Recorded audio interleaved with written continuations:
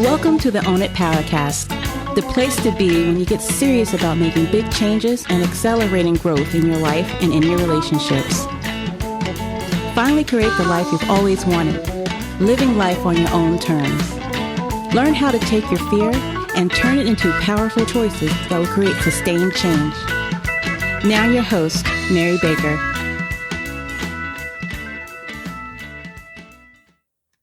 Hey everyone, welcome back to the Own It Powercast, the place to come to get what you need to move yourself forward. Hey, it's Mary Baker and welcome to episode 246, Brave Boundaries, Tools for Managing Fear and Assertiveness. Well, if you've been with us all month, you know we've been talking about one of my favorite topics and one of the most important things we can ever work on, and that is healthy boundaries. Last week, we talked about what loving, healthy detachment means, and you're going to need that work to do this week. So if you didn't get a chance to listen to that, I encourage you to pause this episode, go back and listen to that one, and then rejoin us. I think it'll help it make more sense. Okay, so this week we're going to look at how to face our fears of conflict and be courageous in setting the boundaries we need to set. But first, and especially if you are working on boundaries or starting to work on boundaries, don't know how to work on boundaries, I have a great mini course ebook that I have available, and the link is right there in the show notes. It has great information. It's a good place to get you started. And there are some mini podcasts within there. So you can listen, you can read, you can journal, you can do the worksheets provided. So don't miss that free ebook and make sure you hit the link in the show notes. If you need more work, I have other options as well.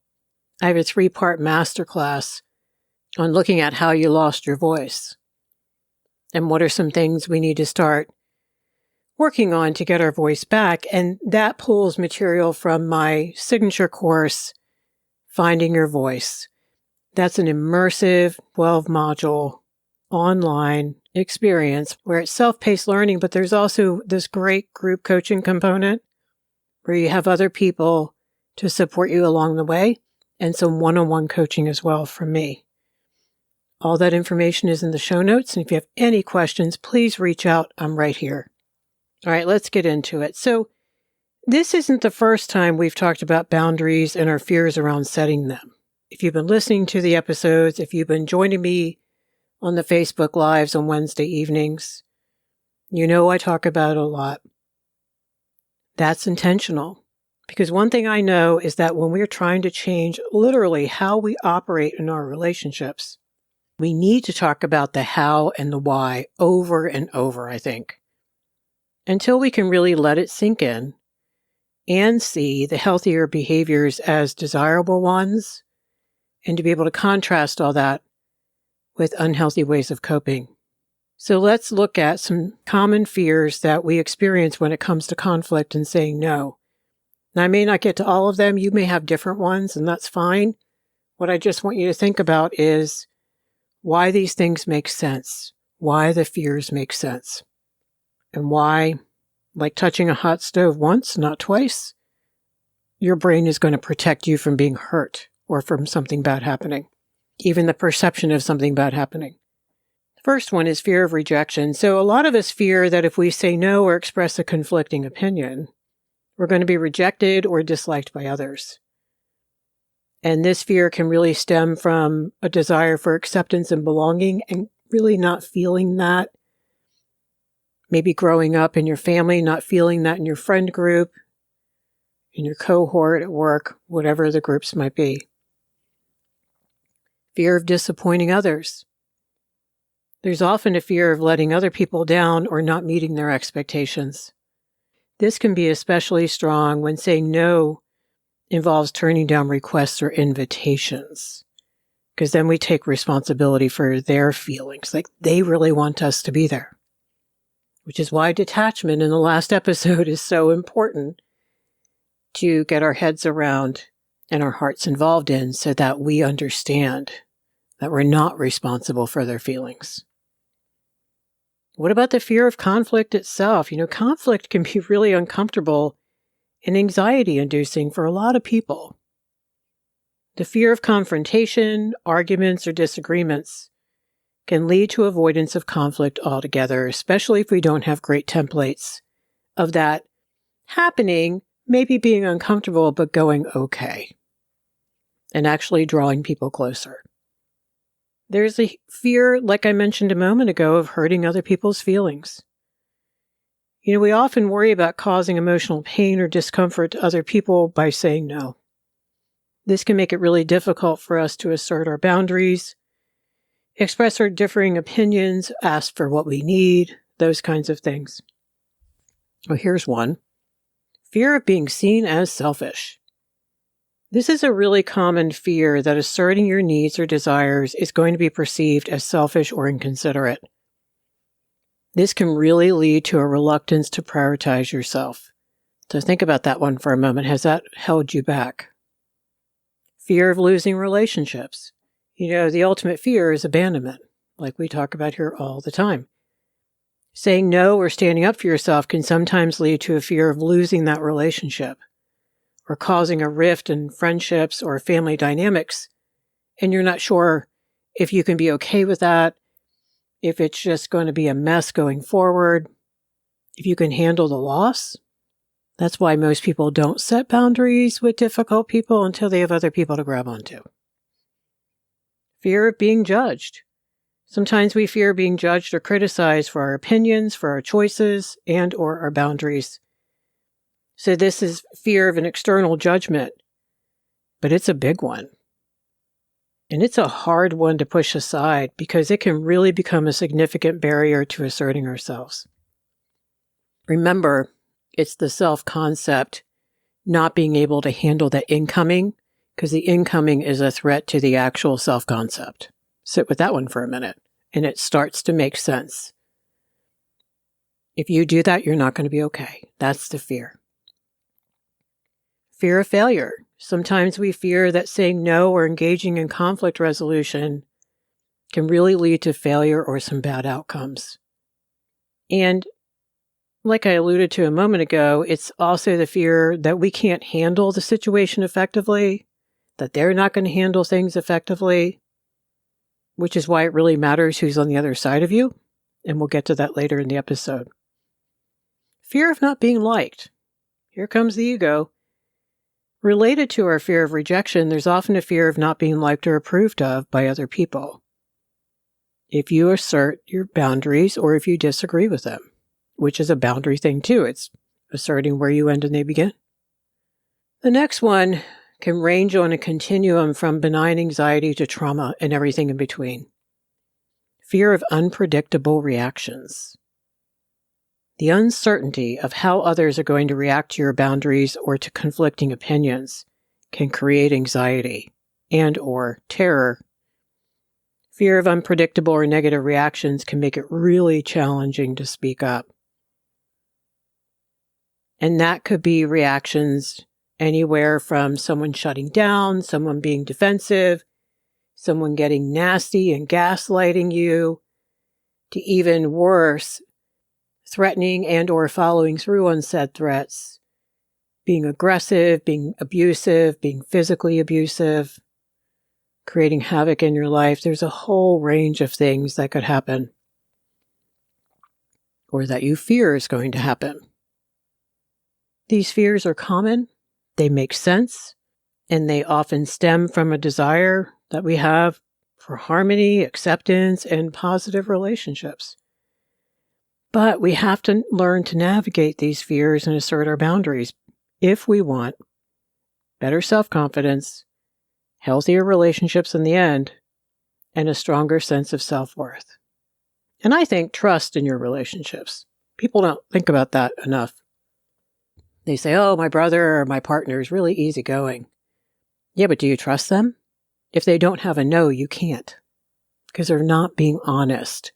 Not with themselves and not with you. It's unrealistic that everything's always cool with them. It usually isn't. There are also the same people that out of the blue or after a couple months will blow up because they're stacking their dynamite. So these fears come from somewhere. I have brought this up before on the show. I will always talk about it because I think there's some initial resistance to where these fears may come from for us because we have fear around that. And the fear around that is, if I confront these things, what does that mean? Does it mean I had an awful childhood? No, not necessarily. But it does mean that it's important for you to help you make sense of self and to stop beating yourself up because you understand that you struggle with these things for a reason. Now, of course, we're going to talk about the family first, but you could always broaden that as you're listening. When you're thinking back, you can think about kids in your neighborhood, extended family, kids in the classroom, kids on the soccer field, doesn't matter. But the closer they are to you, the more imprinting. And the more time we spend with people, too. Enmeshment is a big one. You probably already knew that growing up in an enmeshed family where boundaries were blurred, and therefore individual needs had to be sacrificed for the sake of family unity, even if that family unity was gathering around someone really unhealthy and pretending everything's okay. I mean, you might still to this day be trying to figure out what belongs to you and what belongs to other people because of that. That has far-reaching impacts. And I don't think we talk about it enough. Because oftentimes these families seem really loving and close, like too close. They talk all the time. They do almost everything together. They're very loving and supportive of each other. On one hand, like your sibling will drop everything in a heartbeat to come help you. And that's lovely in a vacuum, but it usually doesn't happen in a vacuum. Experience of conditional love is another one. So somehow you got the vibe that love and acceptance were only given when conforming to family expectations. And this could be spoken aloud or assumed or both. So this can really lead to a fear of rejection for asserting your independence. Because if you think you're going to lose love and approval, well, that's not going to work, especially if you're a young child. You don't have your peer group to hold on to. So the earlier these things happened, the harder it is to get away from them. Emotional manipulation is a big one. We've talked about it often here on the show. We shall continue.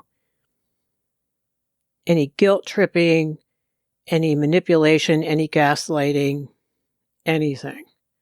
Anything where parents and or siblings put their stuff on you and tried to make you feel responsible. It's going to feel dangerous to assert your boundaries. And the other thing, too, is you're going to talk yourself out of your own truth. That's why, as a survival skill, you probably subvert your boundaries and subvert your needs so they're not an issue. And then in place of that, you people please, and you manage, and you caretake. Authoritarian parenting. So if you're raised in a super strict household where questioning authority and expressing differing opinions was either discouraged all the way up to beaten out of you and everything in between, that's going to be a problem. You're not allowed to have boundaries. Only the authoritarian parent or set of parents can have the boundaries. What about role expectations? What if you felt pressured to fulfill certain roles in the family? Like maybe you had to be the peacemaker, the caretaker, the problem solver. How are you going to do that and have your own personal boundaries? Most people don't pull that off very well. You have to be what everyone else needed you to be, what the family system needed you to be so it wouldn't fall apart.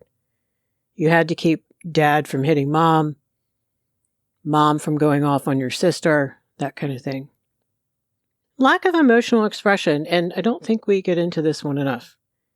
If you grew up in a family where emotions were not openly discussed or validated in an emotionally honest way, a healthy way, very genuine, very vulnerable, very real, then it's going to be hard, if not difficult, to express your own personal needs or boundaries. It was not a safe environment to do that. Other people were not doing that. They were afraid to, and they didn't know how to. And then mom and or dad or other caregivers probably, if those things weren't in place, that tells me they were not equipped to help you learn how to do that, because kids have to be helped to learn how to do that. They're supposed to have their feelings mirrored back to them so that they can make sense, and they have not only the mirroring that you provide, but also the acceptance. Like, it's okay that they're mad at their brother, or they're upset because they didn't get the part in the school play. Doesn't mean they get to act out. But did you have people say to you, it makes sense that you're upset, honey, and that you're angry, and you're mad at yourself? Or did you hear the message instead, what's wrong with you? Why can't you be fine? Or maybe you just didn't get anything at all, and that can be bad too. These fears and past family behaviors, things you even witnessed between two other people in the family, deeply influence how we approach conflict and assertiveness in our adult life. That's why it's so important to recognize these patterns and understand their roots, so that you make sense. You can detach from those things as you grieve through them. So if I hit on a lot of points just now, and you haven't done work on this, my strong encouragement is do the grief work. There's a whole area of my course that has grief work in it for a reason. We have to grieve what happened, what we were supposed to get and didn't. That is really important, and we can't step over that piece. And I often encourage people, try not to do that work alone. It's not easy. And if you have any trauma back there, get some therapeutic help around that. Get a support group. You can't do that work alone, nor should you. So there's a healing component to this, and there is a skills part to this as well. I think we need both. And we need to know, okay, Mary, I didn't learn anything or learn much that was healthy growing up, and my family couldn't provide that for me. And nor did my other relationships after that, because I put people in my life just like my family, because that's what people do. Now what? What do I do instead? How do I replace poor coping mechanisms with healthier ones? How do I start to be more genuine?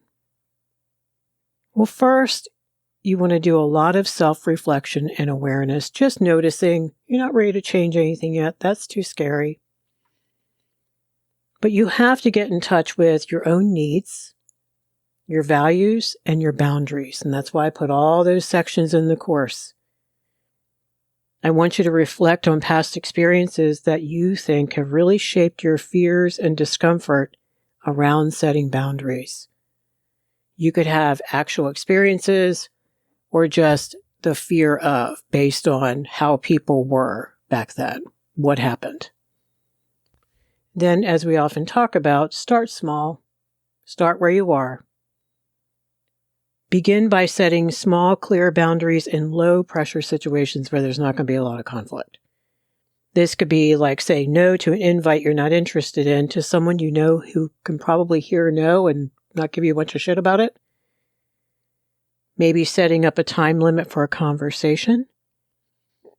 Like telling someone, hey, I have 10 minutes. If that's cool with you, if that gives you enough time, let's get into it. Or we might want to talk tonight. Maybe you're expressing your preferences in a group setting. Every small success you have builds your confidence. I think it is so important to process these moments afterwards with safe people too, so you can deepen your confidence. Like talk about why that was good that you did that, why that was healthy, why it was unhealthy to not do it. And you're going to expand as you go. You will want to build on these. So don't get all controlling on me and want to get everything done yesterday. Those of you who struggle with know who you are, because it's going to be okay. You're going to expand as you go. So let's say you tell your family you can't come every Sunday for dinner because you like to get home and get ready for the week. Maybe you negotiate like every other week or once a month you're going to go. And let's say that goes okay. And once you start experiencing the benefits of having that Sunday evening to yourself on those days where you don't go over there, you start to realize just how nice it is that you've made time for yourself. You honored yourself too. I think this satisfaction happens on a deep core level as well. But it's going to make you want to set limits with other things. And they'll hit your radar maybe I don't want to answer work emails at night or on a Saturday. Maybe I want to say no to this or ask for that. So start small, build your confidence. You're calming down your subconscious and telling it, it's okay, we can do this, no one's going to die. It's okay, we can do this, no one's going to die. Then eventually we tackle the harder things. It's okay, no one died, it was awful. It felt awful, but it's okay. It's actually better because, and then you walk through all that. Everything we do empowers us to do the harder thing. And the healthier you become, and the more in alignment you want to be with yourself, you're going to want to tackle the harder things. Just know that. And you'll do it when you're ready. You don't lift 100-pound weights the first time you go to the gym. You start maybe with, I don't know, depending on who you are, 5 or 10-pound weights. Do that for a while. You keep moving up. Because you're going to need more weight to build the strength that you want to have. Because you are becoming stronger as you go. Another thing you can do, and this is just with anyone and throughout your experience during the day, is practice your I statements. Little by little, use I statements to assert your needs without placing blame or making accusations. Try not to be reactive. Because when we're reactive or fear-based, making it about them, and then we look like a 5-year-old, it's not good. Instead of saying, hey, I need to go, I have some things to do, it was great talking to you. Instead of saying, I can't believe you won't let me off this phone. Putting it on them. Blame, blame, blame. Assertiveness really helps you communicate your boundaries clearly and respectfully. And what this also does, it gets you into the practice or back into the practice of keeping your stuff about you. Owning your thoughts, your feelings, your needs, your choices as best you can. And expressing those to others. That's what boundaries are. I'm going to tell you where I am. Ball goes to you. You're in a place of choice. You can do whatever you want. The other tool that is really helpful is prepare, as if you were giving a speech or a presentation. Prepare in advance. So before a challenging conversation, they want to talk to you about something, or you're going to have to say no to something, or you're going to need to set a boundary, I want you to take time to prepare what you want to say. And just like we clean up the email that started out as angry and maybe blaming or snippy, we edit and we edit and we edit before we press the final copy. Rehearse your boundary statement aloud, maybe in front of a mirror, better even with a trusted friend who's healthy. This can really help you feel more confident and grounded in your decision. I think role play really helps this a lot because your subconscious is witnessing the actual experience of doing it with another person, seeing their facial expressions. And if your friend knows that person you're going to be setting a boundary with, they can probably get into role and play your mama or play your boss or your brother or your partner or your child. That is extremely helpful because it's so close to the actual experience.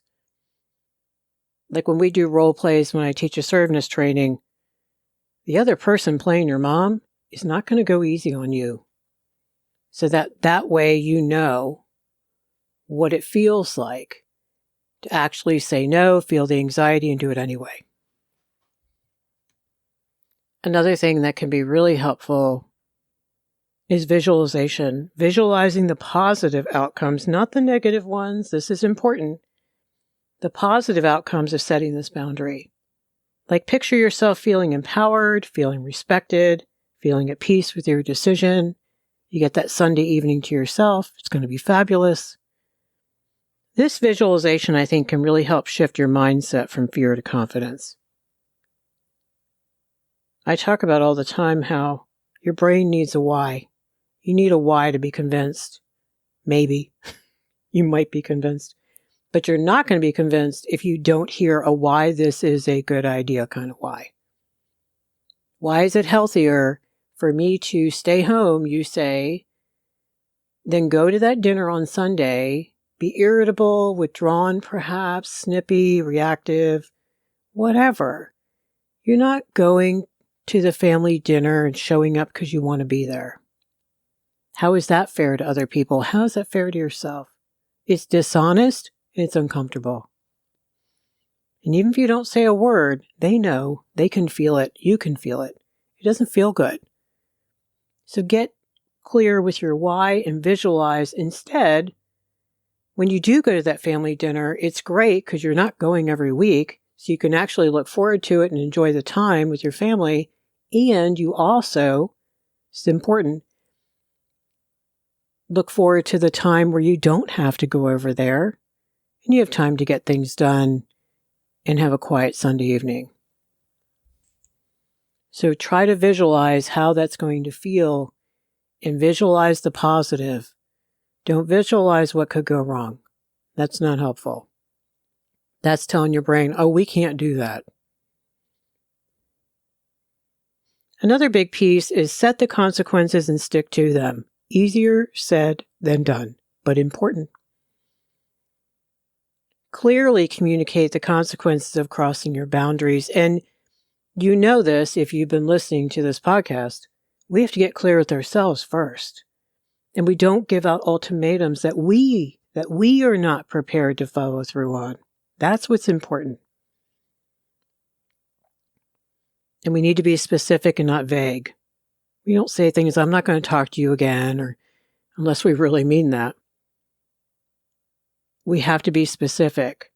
Maybe this is about reducing contact, ending a conversation, pulling back from a situation. It's really important to follow through as well on those consequences that you stated as best you can. If you don't follow through, it was not a boundary, it was a threat. And that's kind of abusive. We don't like when people do that to us. We should not do that to them because it's not true. And we used it as manipulation to get them to do what we wanted them to do, if we were honest. What's harder is maintaining the thing, the actual boundary. Especially, I think, as time goes on and things calm down, you forget. Now it is on you to remember what you said your limit was and don't cave. That's why you can't do this alone, and you have to have accountability around you to remind you to hold the line. Being consistent makes it damn real. And it's hard and it takes commitment, but also it's what makes it a part of who you are becoming. And it creates trust in your relationships. And if you don't, it's abusive, like we just talked about. It's also confusing, especially with kids. You don't want to keep changing up the rules all the time. You're just going to create anxiety. They're not going to trust you. Then they won't respect you either. For instance, if you set your limit that you don't answer texts or calls after 9 o'clock, then you need to abide by that. And outside of an emergency, don't respond, no matter what. This is setting boundaries with yourself. So when we set a limit with someone else, we also have to set it for ourselves.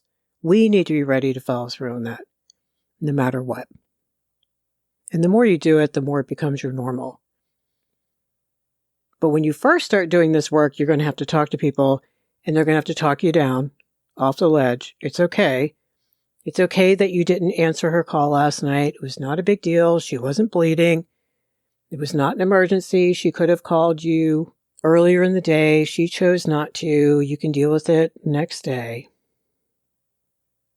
That way you can get used to the new boundary as much as those around you do. Because let's face it, it's new, it's different, it's scary, and it is a process of breaking old habits.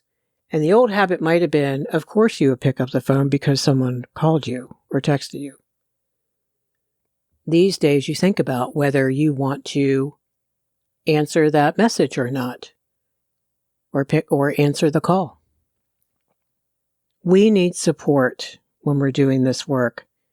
We have to have a few trusted people, and that could be including a coach, a family member, or a healthy person who they have boundaries themselves. They totally support you working on yours.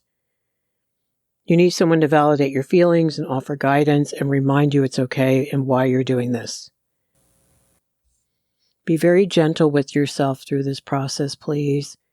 It's going to feel uncomfortable. It's going to feel scary at times. It's a part of the journey. It's a necessary journey, and it's difficult. Don't be hard on yourself. The only thing I want you to hold yourself accountable for is showing up and trying. And remember, detachment and allowing choice is so, so important. You're not being cruel and uncaring. You're being healthy. And I heard a quote yesterday from Henry Cloud and Townsend and all their boundaries work. It says, setting consequences in place gives someone a clear choice, then leaves them free to make it. Let me say that again. Setting consequences in place gives someone a clear choice, then leaves them free to make it. They are free to make that choice. We are not controlling them. We can't make anyone do anything, really. And finally, set realistic expectations. And not everybody's going to respond positively to your boundaries. And that's okay. Again, if you're the one having to set all the boundaries, that usually means the other person doesn't have a whole lot. Focus on what you can control, which is your own actions and reactions. I think, again, it helps to walk through what you know about the situation and the other people involved. Like, do they practice boundaries? Are they emotionally honest? Or are they typically passive-aggressive, even toxic, or not? Because that's usually going to determine the kind of response you're going to get. So important to remind yourself that you can't make setting the boundary dependent on the outcome, because then it is about control. We set the boundary as a risk, and we let the chips fall, and whatever happens, happens. We let go of that. When you're feeling overwhelmed and anxious, try to get back in the present, focus on these techniques, find your ways to get quiet, whether that's breathing or meditation or yoga or walking or whatever you do. And remember, this is a skill that takes a lot of practice and it takes time. Be patient with yourself. Because with time and persistence, I know you're going to become more comfortable and confident. Just start where you are, get some love and support around you, and you can do this. So today we dove into the journey, and I think often a bumpy ride, of navigating the discomfort and the fear that we can have when setting boundaries. We explored the common fears that come up, like fear of rejection, conflict, or disapproval, and how many of these fears are rooted in past experiences. From enmeshed family dynamics to conditional love, our upbringing plays a significant role in shaping our relationship with boundaries. However, setting boundaries isn't about erasing these fears, but about developing practical strategies to manage and overcome them.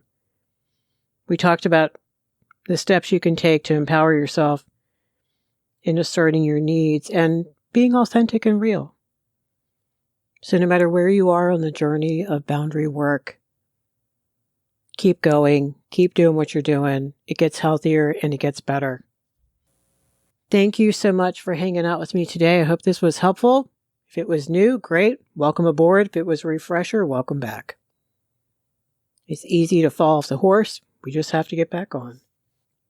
Remember to hit the show notes, the free ebook, and the immersive course that I have. And join the Facebook group, because there you can find the support and the encouragement that you need. All right, so pay it forward, keep focusing on you, and I'll see you next time.